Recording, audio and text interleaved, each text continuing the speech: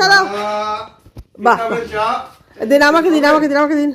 সূর্য অস্ত যাচ্ছে, দেখুন সূর্যের আলোটা জলের মধ্যে পড়েছে, পুকুরের জলে। দারুণ সুন্দর লাগছে, অদ্ভুত সুন্দর লাগছে। গাছ গাছালিতে ভর্তি, সব কিছুই যেন একটা দেখার মতন। হ্যালো বন্ধুগণ, আবারও ফিরে এলাম আর একটা ভিডিও নিয়ে আপনাদের সামনে। গ্রামের বাড়ি আমাদের যে এনজয় করেছিলাম আমরা সবাই মিলে, সেই নিয়ে। তো রাত্রেবেলায় মোটামুটি 8টার সময় বোনরা সব চলে এলো, আরও বোনরা আমার চলে এলো কলকাতা থেকে, কারণ অফিস ছিল, সেসব অফিস টফিস করে ওরা এলো। সেদিনকে ছিল পূর্ণিমা, শুক্রবার দিন ছিল। আমি তো 1 জানুয়ারি গেছিলাম, ওরা 2 জানুয়ারি ওরা এসেছিল।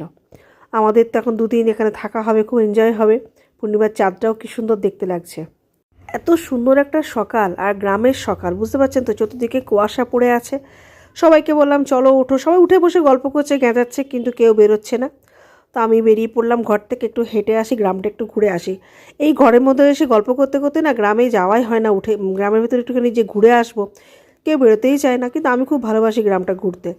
তো চলুন আজকে একটু বেরিয়ে পড়ি, একটু মা দুর্গাকে প্রণাম করে ঘুরে আসি, যে দেখে আসি। দেখুন আমরা শীতে ঠান্ডাতে সকাল সকাল সব লেপ কম্বল জড়ো দিয়ে বসে আছে। এরা দেখুন, এরা আপনার কোনো না গায়ে চাদর, না গায়ে কোনো সোয়েটার, কেমন পর্যন্ত নিজেদের কাজে ব্যস্ত হয়ে গেছে। কত সকাল এখন, চতুর্দিকে কুয়াশা পড়ে আছে, কিন্তু ওই যে সব কাজে ব্যস্ত, নিজের নিজের কাজ ওদেরকে সারতেই হবে। চলুন বাড়ি ফিরে দেখি সব কী করছে। চালাও চালাও। বাহ, দিন আমাকে দিন, আমাকে দিন, আমাকে দিন। না না, করতেই হবে, শিক্ষা দিয়ে দিয়েছি যে আমরা যখন শ্বশুরবাড়িতে কাজ করি তোমাদেরও কাজ করতে। বাস বাস বাস, আর না, পেট ভরা চা হয়ে যাবে।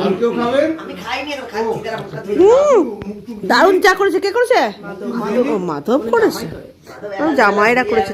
মা দুর্গার পায়েস হচ্ছে, ভোগের পায়েস। এই তো বসে পড়েছে ভোগ রান্না করতে মা দুর্গার জন্য। সবই মা দুর্গার ইচ্ছা। 3রা জানুয়ারি ছিল পূর্ণিমা, তা আমরা সবাই বললাম যে মা দুর্গার কাছে যখন এসেছি একটু পূর্ণিমার পুজো জোগাড় করি। তো দিদি আবার একটু পায়েসও করে দিল, কারণ কি ভাইয়ের জন্মদিনও পালন করা হবে, সেই হিসাব করেই করা হলো। জয় মা দুর্গা, সকলকে মঙ্গল করো, সকলে ভালো রাখো।